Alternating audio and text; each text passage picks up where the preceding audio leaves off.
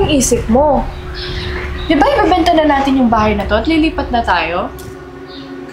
Pwede po ba? Huwag po tayo umalis.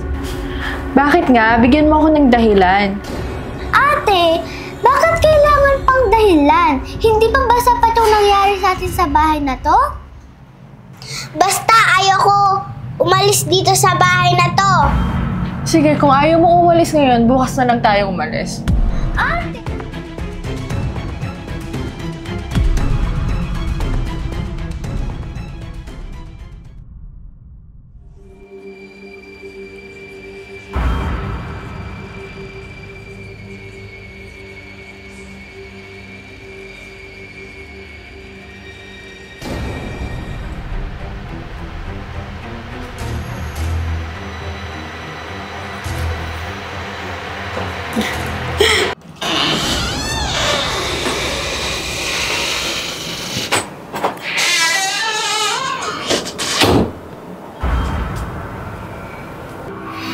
Luna, huwag ka nang mag-alala.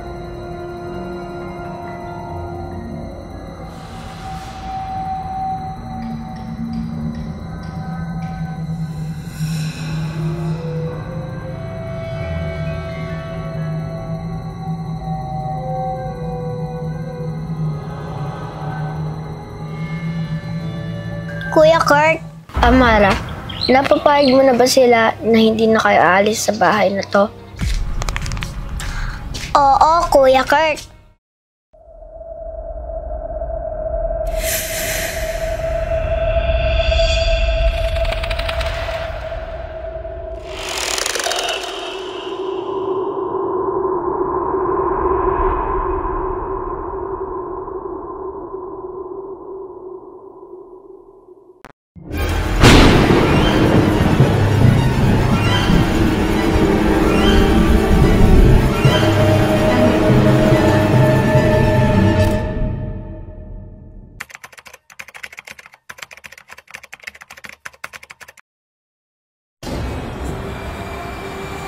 Kurt, bakit ka nandito?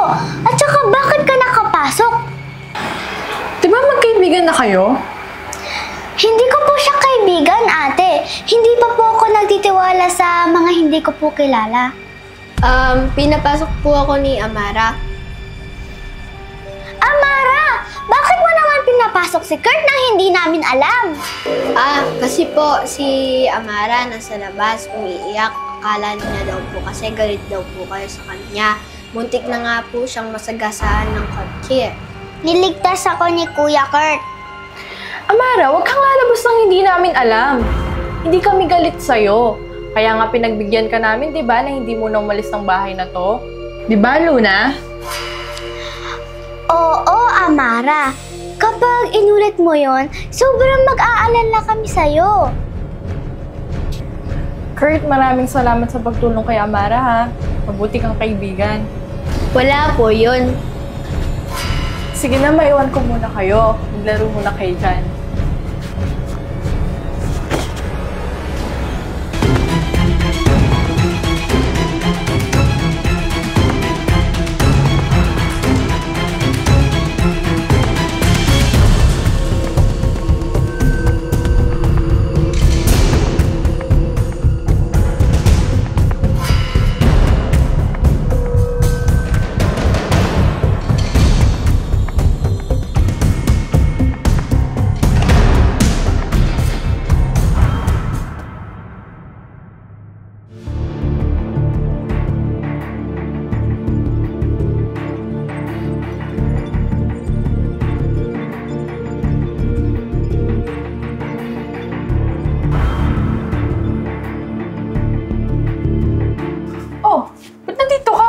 Maglalaro kayo. Ayoko po makipaglaro, ate. Bakit naman? Ate, wala ka bang napapansin kay Amara? Wala naman. Bakit? May problema ba? Kasi ate, parang hindi na siya marunong sumunod sa akin. Like, nagwawala siya. Tapos kanina, di ba? Parang wala siya sa sarili niya. Wala naman ako napapansin sa kanya. Baka ayaw niya lang umalis dito kasi may bago siyang kalaro. Si Kurt, di ba? Ayun pa, ate. Parang may kakaiba din kay Kurt. Puro ka naman hinala, Luna. Hindi, ate. May kakaiba talaga kay Kurt. Basta, ate, aalamin ko. Hay, Luna. Simula nung nangyari yung kay Kari, puro ka na hinala sa paligid mo at sa mga taong nakikilala mo. Ate, nag-iingat lang ako. Lalo na kay Amara, iniingatan ko lang siya sa mga taong nagpapahamak sa kanya. Nagsaselos ka, no? Dahil mas malapit si Amara kay Kurt. Kaya ayaw niyang umalis na bahay na to kasi may bago na siyang kalaro. Feeling ko talaga nagsaselos ka. Ate, hindi ako nasiselos. Aminin mo na! Hindi nga! Aminin mo na kasi! Hindi nga! Aminin mo na! Hindi pa aminin na. Aminin mo na! Hindi nga!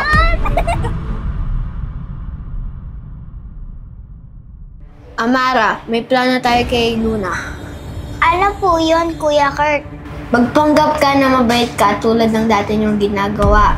Gayain mo siyang makipaglaro ni Ate Luna mo at ipahamak niyo yung sarili niyo. Sasagipin ko kayo para mapalapit ang loob ng Ate Luna mo sa akin. Masusunod po. Naiintindihan mo ba? Opo.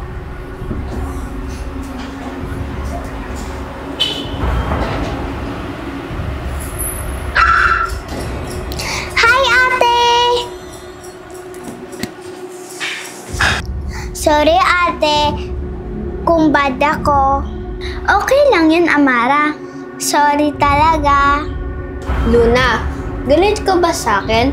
Hindi ako galit sa'yo, Kurt. Thank you pala sa pagtulong kanina kay Amara. Wala yun, no? Siyempre, kaibigan ko kayo. Ate, pwede tayo maglaro kasama si Kuya Kurt? Maglaro? Saan naman? Sama ka sa amin, ate. Saan? Bawal tayo lumabas, diba? Baka mapahamak tayo. Ate, hindi. Kasama niyo naman ako, Luna. Gusto mo pagpaalam ko kayo kay Ate Alex? Ayoko! Delikado sa labas. Ate, sige na, please. Sige na nga. Alam mo naman na hindi kita matitiis. Yay! Thank you, ate!